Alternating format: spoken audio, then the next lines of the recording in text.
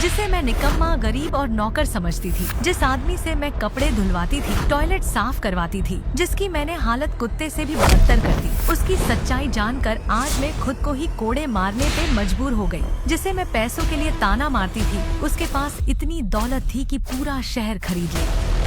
वो जो साइकिल पर सब्जी लेने जाता था, असल में उसी की 50 करोड़ की गाड़ियाँ सड़क पर दौड़ती थी। पर उसने ये सब क्यों किया? आखिर गौतम का असली चेहरा क्या है? और तो और जिस इंसान के पास एक समोसा खरीदने तक के पैसे नहीं थे, उसके पास कहाँ से आया इतना बेशकीमती हीरा? क्या उसने मुझसे प्यार किया था या वो चल रहा है कोई चाल? जानने के लिए सुनिए रॉयल वारिस, मेरी जिंदगी की अनकही कहानी, सिर्फ पॉकेट FM पर। अवनी, क्या कर रही हो? अवनी, मैं मर जाऊंगा, क्या कर रही हो? तुम मर जाओ, लेकिन गौतम अगर मेरी दादी के बर्थडे के लिए तुम 5 लाख से कम का गिफ्ट लाए ना, तो तुम्हारे छोटे छोटे टुकड़े करके ना गली के कुत्तों को खिला दूंगी।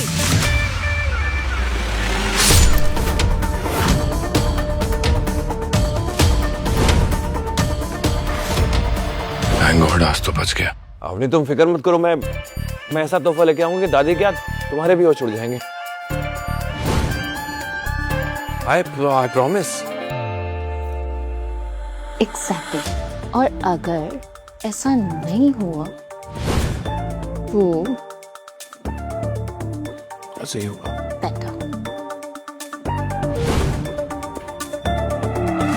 जोधपुर की करोड़पति business family Agrawal and sons की हेड गायत्री देवी का जन्मदिन मनाया जाने वाला था। शहर के बड़े बड़े रईस उस पार्टी में आने वाले थे, तो जायज है अवनी चाहती थी कि उनकी तरफ से उसकी दादी को दिया जाने वाला गिफ्ट बेशकीमती हो। लेकिन गायत्री देवी की पोती अवनी बहुत परेशान थी, क्योंकि उसके दादाजी ने उसकी शादी किसी अनजान वजह से इस बेहद गरीब लड़के गौतम से करवा दी थी। उसकी दादी वैसे ही उसे नीचा दिखाने का कोई मौका नहीं छोड़ती थी, इसलिए अवनी चाहती थी कि वो अपनी दादी साहब को एक महंगा गिफ्ट दे, ताकि सबके सामने उसका औहदा बना रहे।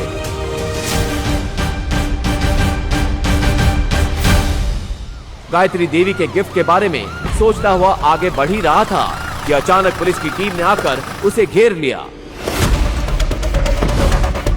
धर लिया रे इस चोर ने। चोर? मैंने किया? मैंने कुछ नहीं चुराया। अच्छा, ये इंस्पेक्टर साहब जो शोरूम पे चक्कर लगा रहा था, इसीने चोरी की है। दादी साहब का बर्थडे गिफ्ट लेने के लिए गौतम शहर की सबसे महंगी और लग्जरियस ज्वेलरी शॉप के सामने खड़ा था। ग्लास के पीछे चमक रहे करोड़ों के डायमंड नेकलेस को देखकर वो कुछ सोच ही रहा था कि तभी भिखारी की औलाद, क्या देख रहे हैं आप? यहाँ पे एक एक जेवर 5 लाख से शुरू होती है। कहाँ से क्या पे? चल भाग यहाँ से। सिर्फ देख ही तो रहा हूँ, देखने के पैसे लगते हैं क्या? ये औकात है क्या देखने के? चल निकल। मैं तो सिर्फ सामने खड़ा था, मैंने कुछ नहीं चुराया। अच्छा, थाने चल, वहाँ के तेल बिगे डंडे हैं तो उससे खुद उगलवा लेंगे कि तूने चोरी कैसे की और इतनी सी देर में हार किसने दे आया। चल ले चलो इसे। इंस्पेक्टर साहब, आपको गलतफहमी हो रही है, मैंने कुछ नहीं चुराया। सर, एक गलतफहमी हो रही है आपको इंस्पेक्टर साहब, मैंने कुछ नहीं किया, मैंने कुछ नहीं चुराया। इंस्पेक्टर साहब, आप गलत समझ रहे हैं मुझे। पुलिस वाले गौतम को उठाकर थाने ले गए। अरे छोड़ो मुझे, छोड़ो, क्यों पकड़ा है मुझे तुम लोग? छोड़ो। आप गलती कर रहे हैं सर। जाके अंदर चुपचाप बैठ जा, वरना मार मार के अधमरा कर दूंगा। और सुन, उस कोने में मत बैठना, अभी तेरे जैसे एक चोर को इतना पीटा है कि साले का मुंह निकल गया है। इंस्पेक्टर साहब, आपको गलतफहमी हुई है, मैं कोई चोर नहीं हूँ, मैं अवनी अग्रवाल का पति हूँ। अच्छा, तो तू है अग्रवाल फैमिली का वो निठल्ला घर जमाई, अमीर बीवी को लुभाने के लिए चोरी कर रहा था। अंदर सर, प्लीज मेरी बात सुनिए, मैंने कुछ नहीं किया है। देखिए, आपको गलतफहमी हो रही है, मैंने कुछ नहीं किया है सर। हेलो अवनी मैम, अरे आप अपने रखेल जैसे पति को पैसे क्यों नहीं देते? यहाँ हमारा काम बढ़ जाता है। क्या हुआ इंस्पेक्टर? अरे आपका मन बहलाने के लिए आपका राजकुमार सुनार की दुकान से चोरी करता हुआ पकड़ा गया। What? ये चोरी भी करने लगा। इंस्पेक्टर, आपको उसे मारना है, पीटना है, आपको जो करना है आप करिए, मैं उसे छुड़ाने नहीं वाली हूँ। पता नहीं दादाजी ने किस चोर को मेरे गले बांध दिया। गौतम को भी अब समझ नहीं आ रहा था कि वो इस लॉकअप से कैसे निकलेगा। उधर इंस्पेक्टर भी उसकी एक भी बात सुनने को तैयार नहीं था और उसी से ज्वेलरी शॉप में चोरी हुई डायमंड नेकलेस निकलवाने के जिद पे अड़ा था।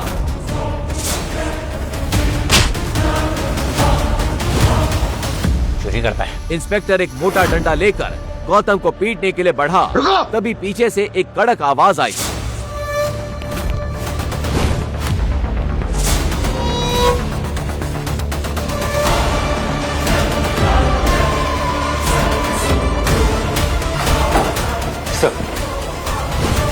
तुम्हारी हिम्मत कैसे हुई?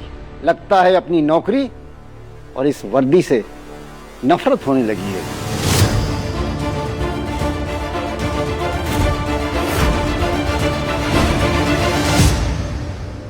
हुकुम, आपको यहां जो परेशानी हुई उसके लिए मैं आपसे माफी मांगता हूं। सर, ये आप क्या कर रहे हैं सर? ये अग्रवाल फैमिली का आवारा सा घर जमाई है। सर, ये मित्तल सेठ की दुकान से हीरे का नेकलेस चोरी करते हुए पकड़ा गया है। और तो और इसकी बीवी ने भी इसे छुड़ाने से मना कर दिया है। Shut up! चोर बेटा, अब तुम्हारा सस्पेंशन नहीं, सीधा टर्मिनेशन होगा।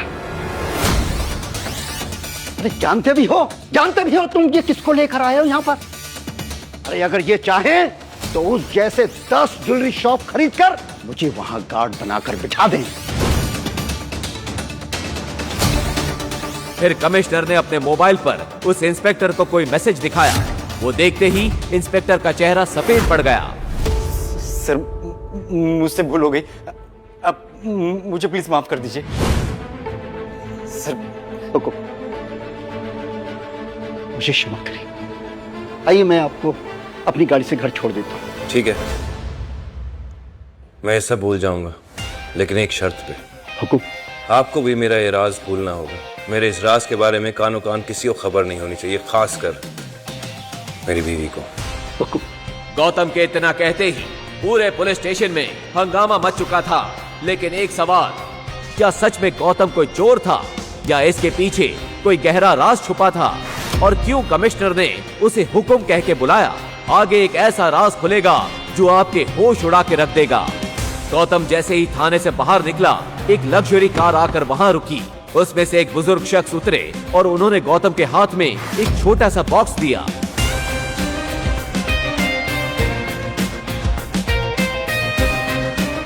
गौतम जल्दी जल्दी अवनी की दादी साहब गायत्री देवी के बर्थडे वेन्यू पर पहुंचा। अवनी ने उसे देखा तो चौंक पड़ी।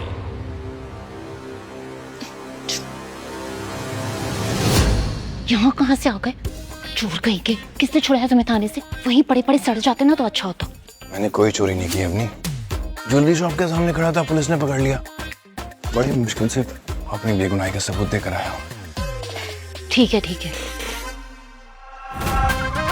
कैसी सस्ती से गिफ्ट खाकर लेकर आए हो तुम? कितनी सस्ती पैकिंग है। ठीक, पैकिंग मैटर नहीं करती है, उसके अंदर गिफ्ट क्या है वो मैटर करता है। तुम देखोगी तो चौंक जाओगी।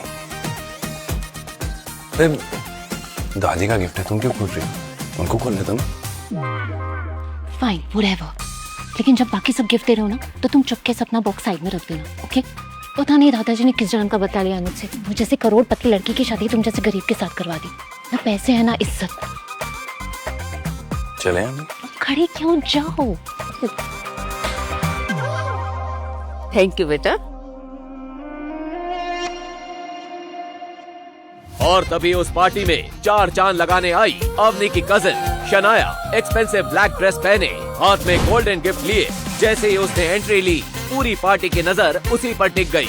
सबके बीच से गुजरती हुई वो सीधा दादी साहब की तरफ बढ़ गई। ये आपके लिए। अरे शनाया, तुमको क्या जरूरत थी गिफ्ट लाने की? दादी, क्या बात कर रहे हो? आपका बर्थडे और मैं खाली हाथ आ जाऊं? बिल्कुल भी नहीं। देखो इम्प्रेस हो जाओगे। ऐसी बात है, फिर तो देखना पड़ेगा।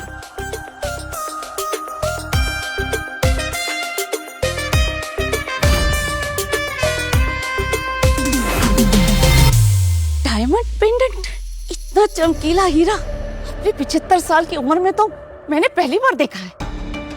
शनाया बेटी, तुम तो इस घर की बेटियों से बिल्कुल अलग, समझदार और स्मार्ट। बहुत खूबसूरत है, बहुत अच्छा है। ऐसा बोलकर गायत्री देवी ने अवनी की तरफ देखा और अवनी ने शर्म के मारे अपना सिर झुका लिया। ये डायमंड पेंडेंट तो काफी महंगा होगा, है ना श्रेया? हाँ, पूरे 1.5 करोड़ का है। लगता है तुम्हें किसी ने उल्लू बनाया। 5 लाख का पेंडेंट 1.5 करोड़ में बेच दिया। कुछ भी। और वैसे भी जो लोग खुद की जेब में 500 रुपए का नोट लेकर घूमते हैं ना, वो किसी और को लाखों करोड़ों का ज्ञान नहीं दिया करते। वो इस पार्टी को खराब करने आया, खुद तो निठल्ला है और डायमंड का दाम गलत बता के मेरी पोती को सबके सामने जलील करता है। दादी साहब, मुझ पे भरोसा नहीं है तो मिस्टर पारेख से पूछ लीजिए। वो तो राजस्थान के सबसे बड़े डायमंड मर्चेंट है ना। मिस्टर पारेख,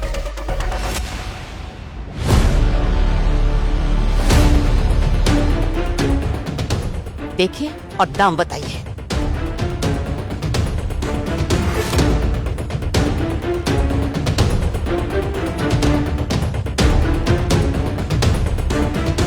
किसी ने नकली डायमंड को असली डायमंड की तरह तराशने की कोशिश की है। मेरी बरसों की पारखी नजर धोखा नहीं खा सकती। किसी ने सनाया जी को ठग लिया। अब किसी ने सनाया जी को ठगा है या फिर वो खुद बड़ा चढ़ा के इसके पैसे बता रही हैं, तो शनाया जी ही जाने। सनाया जी, अब आप बताएंगे कि मैं बताऊं? अरे मिस्टर पारेख, मैं ही बता देता हूँ।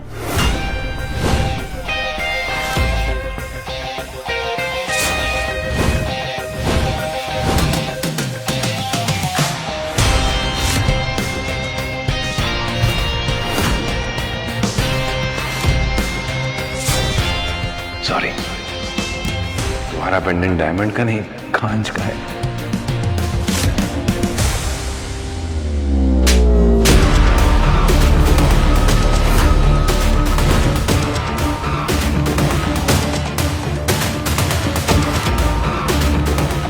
तेरी इतनी औकात कि मेरी पोती के लिए बोले?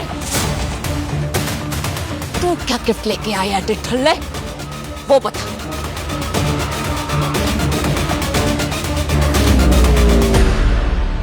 ये भी 2 कौड़ी का होगा। मिस्टर पारेख, मौका लगे तो इस तोहफे को भी परख लीजिएगा। आज से, बल्कि अभी से, मैं इस अग्रवाल खानदान से सारे नाते तोड़ता हूं। दादीसा, थप्पड़ नहीं मारना चाहिए था। जिस कुत्ते को आपने 2 साल तक पाला, वो आज ये घर छोड़ के जा रहा है। लेकिन एक दिन आएगा कि आप खुद अपने घुटनों के बल बैठ के माफी मांगेंगे, तब बात करेंगे। अपने कहे इन शब्दों के गुरूर में गौतम पार्टी से चला गया। उसके इस तेवर से पार्टी में आए मेहमानों का मनोरंजन तो हुआ ही था, लगे हाथ अवनी की बेइज्जती भी हो गई थी। गौतम! लेकिन गायत्री देवी को पहली बार गौतम की बातों में एक रॉयल अंदाज दिखा था।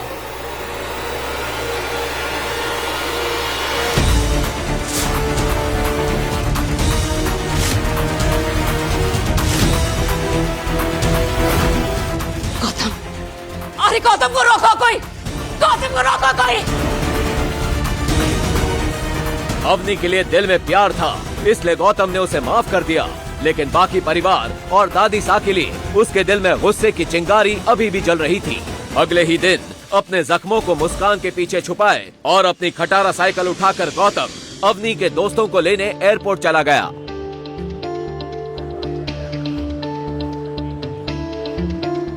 ले लैंड करे 20 मिनट हो चुके थे। अवनी के 2 दोस्त एयरपोर्ट पर गौतम का वेट कर रहे थे। यार दिया, क्या हुआ तेरे उस फ्रेंड के पति का? देखना अभी तक आया नहीं। आई नो, आता ही होगा। यू नो, मेरी फ्रेंड है ना अवनी, वो बहुत अमीर है। 12 to 15 तो उसके पास कार्स है। चूज ही नहीं कर पा रही होगी कि आज कौन सी लेके जाए। तभी वहाँ खुद अवनी कैब से आ पहुंची। Hi, how are you? Good, and I'm so sorry I'm late. Gautam, एक minute, I'll just call him. Hello Gautam, कहाँ हो तुम? तुम्हें यहाँ मुझसे पहले होना था ना? बस अपनी में आ ही गया। और क्या हुआ, तुम ऐसे हाफ क्यों रहे हो? हाँ, पहुँच रहा हूँ। जल्दी आओ। He's just coming. अभी आ रहा है।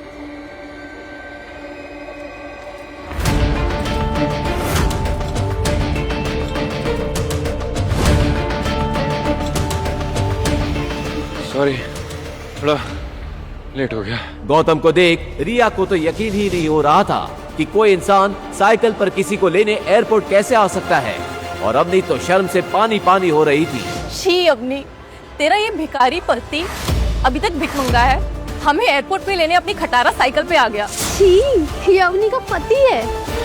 मुझे तो लगा कोई भिखारी है।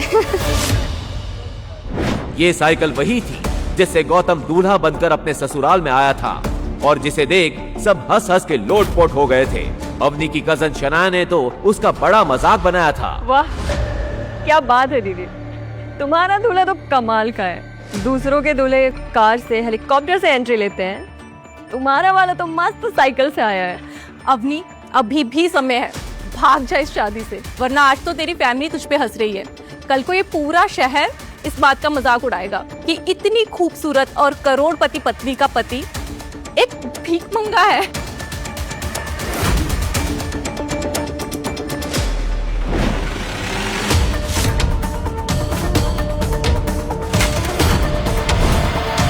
तुमने क्या कसम खा रखी है गौतम कि सबके सामने मेरी नाक कटाओगे? मेरी करोड़पति फ्रेंड्स को एयरपोर्ट पे लेने के लिए साइकिल से आए हो, तुम्हें शर्म नहीं आती? मैंने कहा था ना, घर से गाड़ी लेकर आना तुम। अवनी, जब मैं घर गया ना तो एक गाड़ी खड़ी थी, और जब मैं चाबी लेने गया तो बड़े वाले नौकर ने बोला कि ये गाड़ी नहीं ले जा सकते, तो मैं क्या करता? God, I can't with you, Gautam. You know, तुमको घंटा हो जैसे कोई भी बजा के चला जाता है। घंटा? घर के जमाई होने के बाद भी घर के नौकर तुम्हें डांट लगा के चले जाते हैं। You know why? क्योंकि तुम एक फटेहाल भिखारी हो।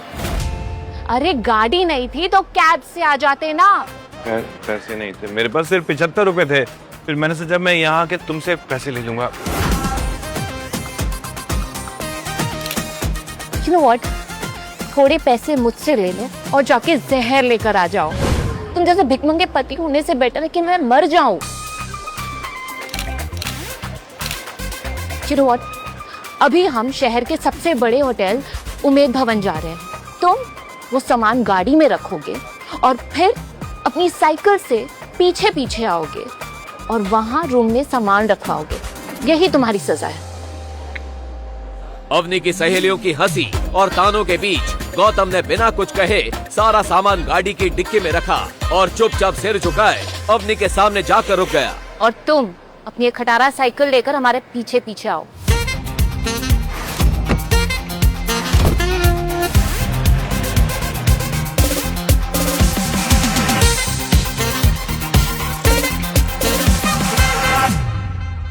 अवनी की फ्रेंड रिया और उसकी फ्रेंड्स उस होटल के रिसेप्शन पर पहुंचे। उसे देख होटल का मैनेजर पूरे अदब के साथ बोला, खम्मा खड़ी मैडम, बताइए मैं आपके लिए क्या सेवा कर सकता हूँ? मुझे आपके होटल में एक कमरा चाहिए आज के दिन। 1 minute madam. I am sorry madam, दरअसल खुद सीएम साहब अपनी पार्टी के लोगों के साथ यहाँ पर रुके हुए हैं, तो हमारे पास कोई भी रूम खाली नहीं है। क्या?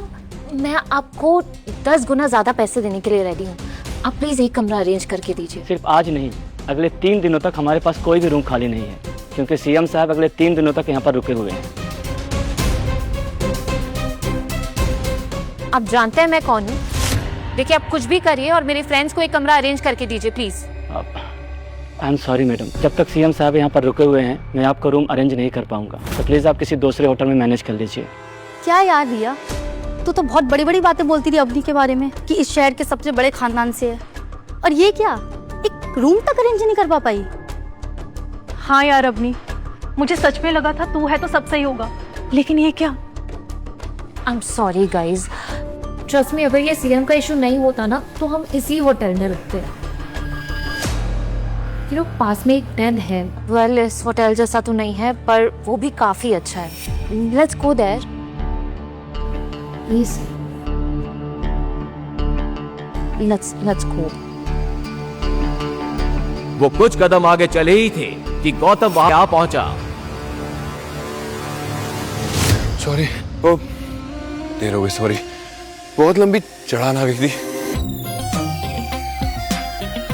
तुम लोग अभी तक चेक इन नहीं किया? क्या हुआ, सब ठीक तो है ना? सब ठीक कैसे होगा? मेरे दिन की शुरुआत तुम्हारी शक्ल देखकर जो होती है। जब से तुम आए हो ना, कुछ सही नहीं है। आज तुम्हारी जगह इस मैनेजर से शादी कर ली होती तो आज कुछ जुगाड़ हो जाता। अरे सर, सर आप यहाँ?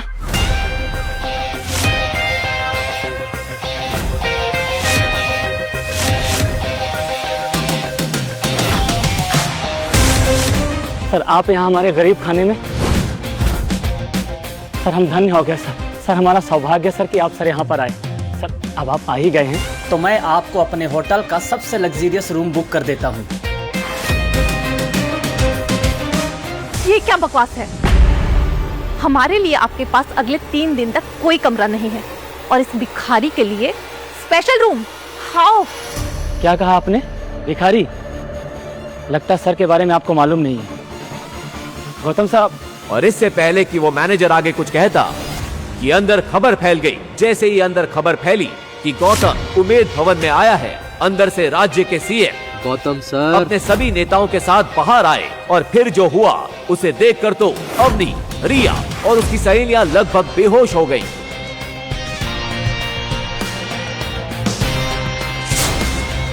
गौतम सर कैसे हैं सर आप? सर तो आखिरकार आपसे मुलाकात हो गई। सब सच कह रहे थे। आज मेरा और मेरी पार्टी का लकी डे है सर। इलेक्शन आ रहे हैं सर, आपकी कृपा दृष्टि हम पे बनाए रखिएगा सर। पूरे राज्य में सब एक ही बात कहते हैं सर, जिसके सर पर गौतम जी का हाथ है उसी की सरकार, उसी का विकास है। बस गौतम सर आपसे सहयोग की आवश्यकता है। अपनी इतनी खातिरदारी देखकर जहां गौतम अनकंफर्टेबल फील कर रहा था, वहीं दूसरी ओर अवनी और उसके दोस्त हैरान थे कि गौतम के आगे राज्य का चीफ मिनिस्टर और शहर के सबसे बड़े 5 स्टार होटल का मैनेजर हाथ जोड़े खड़े थे। तभी गौतम ने आंखों ही आंखों में उन दोनों को कोई इशारा किया। इशारा पाते ही सीएम की टोली अपने रास्ते निकल गई। उनके जाते ही गौतम सबसे हिचकिचाते हुए बोला, क्या चल रहा है इस होटल में? पता नहीं लोग मुझे कौन सा गौतम समझ रहे हैं।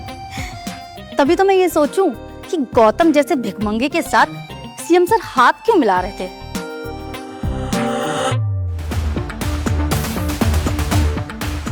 गौतम ने अवनी का हाथ थामा और उसे अपनी गिफ्ट की तरफ ले गया। जैसे ही अवनी की नजर अपने गिफ्ट पर पड़ी, उसके होश उड़ गए। रात के अंधेरे में चमक रही एक नई लग्जरियस कार को देखकर उसे एक पल के लिए भी अपनी आंखों पर भरोसा ही नहीं हुआ। ये तो इम्पोर्टेड है और मैंने सुना है ये कार इंडिया में चंद अमीरों के पास ही है और इसकी कीमत 50 करोड़ है। मैंने कल ही न्यूज में सुना। गौतम, तुमने किसी के साथ फ्रॉड किया है क्या?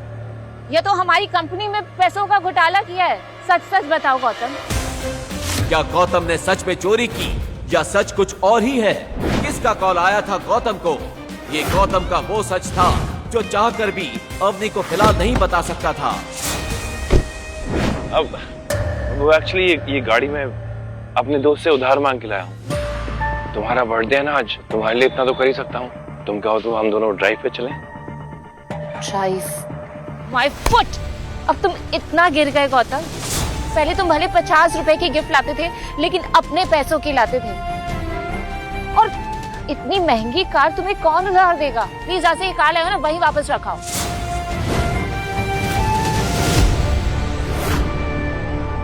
ये परफेक्ट मौका है अवनी को नीचा दिखाने का, और ये मौका मैं खुद गौतम ने दिया है। असल में अवनी की शादी के कुछ दिन बाद ही उसके दादाजी की मौत हो गई थी और अग्रवाल परिवार की हेड उसकी दादी गायत्री देवी थी। दादी गौतम को अपने अग्रवाल परिवार पर एक धब्बा समझती थी और उससे शादी करने के कारण अवनी से भी बहुत चिढ़ती थी। इसी बात का फायदा नील और शनाया उठाना चाहते थे। कल पूरे परिवार के सामने अवनी की इज्जत नीलाम होगी, बहुत मजा आने वाला है।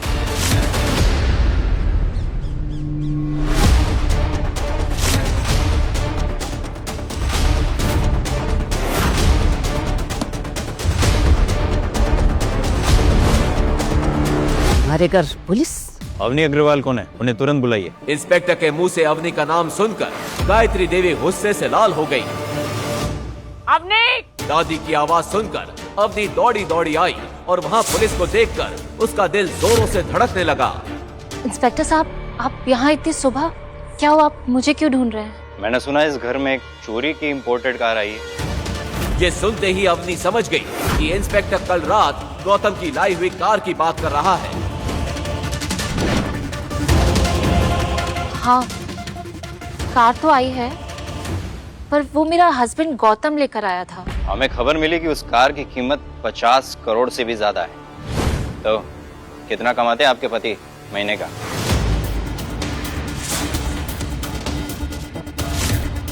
वो लुच्चा 2 कौड़ी का घर जमाई अब चोरी भी करने लगा। अग्रवाल परिवार के मुंह पे काला पोत दिया तुम दोनों पति पत्नी ने मिलकर। इंस्पेक्टर, इसका पति अनपढ़ है, कुछ करता धरता नहीं है। तो ऐसे बेरोजगार फटीचर और अनपढ़ आदमी के पास 50 करोड़ की कार कहां से आई? वो अपने दोस्त से उधार मांग कर लाया था। क्या कहा? उधार? ऐसा उस फटीचर का कौन सा दोस्त है जिसके पास 50 करोड़ की कार है? अगर है भी तो इतनी कीमती कार कौन किसी को उधार देता है? तो उसका नाम बताओ उस अमीरजादे का जिसने 50 करोड़ की कार उस 2 कौड़ी के आदमी को उधार दे दी। दादी की ये बात सुनकर अवनी के पैरों तले जमीन खिसक गई। वो समझ गई कि गौतम ने जरूर कोई गड़बड़ की है। आज तक अवनी ने इतना गिरा हुआ महसूस नहीं किया था। उसका नाम, उसके दोस्त का नाम मुझे नहीं पता। तो फिर जाइए, अपने पति को बुलाइए। शेरा, जाओ जाके उसको ढूंढ के लाओ।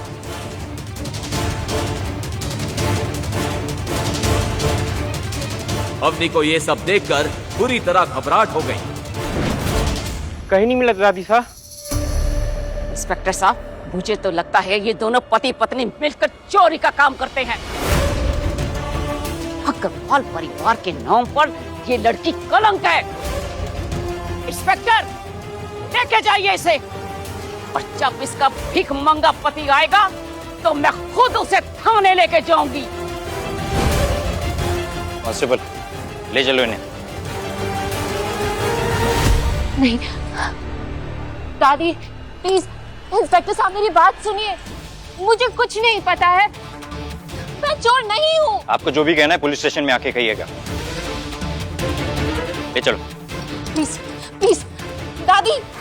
अवनी की ये हालत देखकर नील और शनाया हंस रहे थे।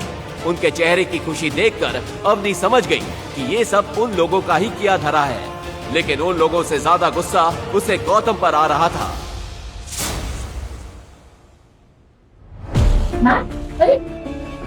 दादाजी की शर्त जाए भाड़ में, इन सब जंजाल के खत्म होती ही मैं गौतम को तलाक दे दूंगी। तभी कांस्टेबल ने अपने कंप्यूटर पर कुछ ऐसा देखा जिससे उसके चेहरे का रंग उड़ गया। वो तुरंत इंस्पेक्टर के पास दौड़ा और उसके कानों में कुछ फुसफुसाया। ये सुनकर इंस्पेक्टर खुद तेज कदमों से कंप्यूटर की तरफ बढ़ा और जो उसने देखा उसके होश उड़ गए। अरे तेरी, लग गए पांडे। ये तो राठौड़ राज परिवार की गाड़ी है। जल्दी से बड़े साहब को इन्फॉर्म कर। जा। अब तो तुम भगवान को याद करना शुरू कर दो। राठौड़ राज परिवार की पूरे राजस्थान में बहुत इज्जत थी। उन लोगों का नाम सुनकर अवनी के पसीने छूट गए। राठौड़ राज परिवार, और अब तक एक भी कंप्लेंट नहीं। लगता है अग्रवाल फैमिली का वक्त आ गया है। वहीं दूसरी ओर गौतम जब घर लौटा तो अवनी को ना देखकर उसे अजीब लगा। ये अवनी कहाँ चली गई? आज मुझे ऑफिस पहुंचाने के लिए भी नहीं बोला, फोन भी नहीं लग रहा है, कहाँ जा सकती है? इसी अफरा तफरी के बीच नील अपने नए अंदाज और शातिर मुस्कान के साथ वहां पहुंचा। उसकी आंखें सीधा गौतम पर टिक गईं, जैसे किसी शिकारी ने अपने निशान को पहचान लिया हो। अरे गौतम, क्या हुआ? अवनी को ढूंढ रहे, लेकिन उसे तो पुलिस पकड़ के ले गई है। पुलिस? किस जुर्म में? तुमसे शादी के जुर्म में। बेचारी अवनी, सच सच बता किस जुर्म में? वो कल रात तुम जो कार लेकर आए थे ना, उसकी चोरी के जुर्म में। कल रात मैंने देखा कि तुम जैसे भिखारी के पास इतनी महंगी गाड़ी कैसे आ सकती है, तो मैंने तुरंत पुलिस को इन्फॉर्म किया और सुबह सुबह पुलिस आकर अवनी को पकड़कर ले गई। हरामजादे, तूने अच्छा नहीं किया। जब तक तुम लोग मेरी भी इज्जत कर रहे थे मैंने कुछ नहीं कहा, लेकिन मेरी बीवी के साथ मैं बर्दाश्त नहीं करूंगा। तो देख अब मैं अग्रवाल फैमिली के साथ क्या करता हूँ। ए चोर,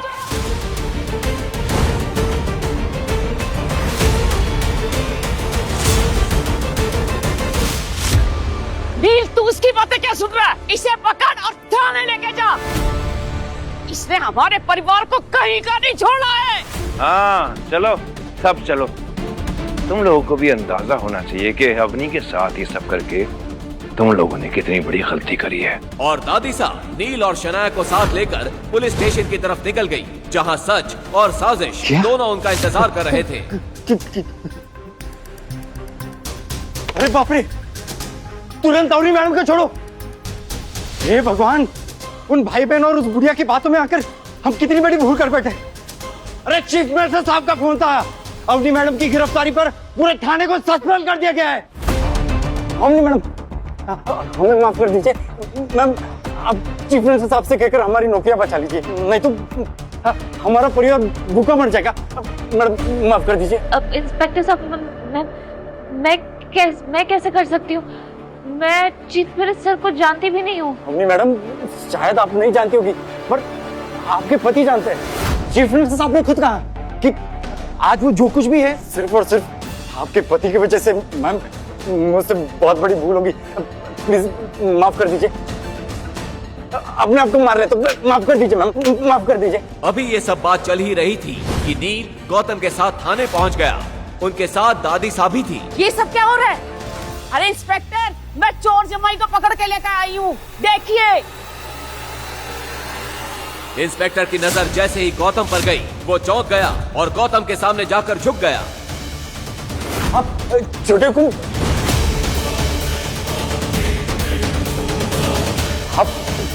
छोटे हुकुम ऐसे?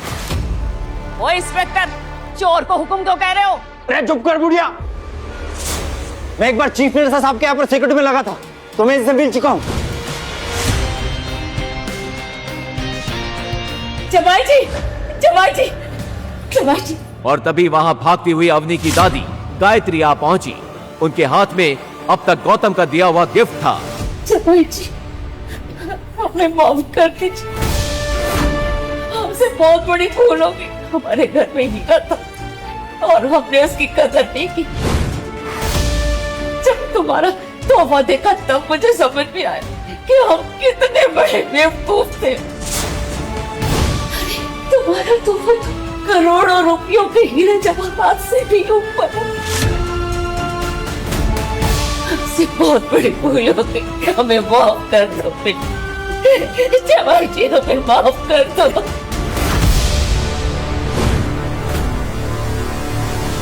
ओ दादी, गौतम ने ऐसा क्या खजाना दे दिया आपको कि आप दौड़ी चली आई यहाँ पर? दिखाओ जरा, एक मिनट। जब अवनी और उसके दोस्तों ने वो तोहफा खोला तो सबकी हवाएं उड़ गईं।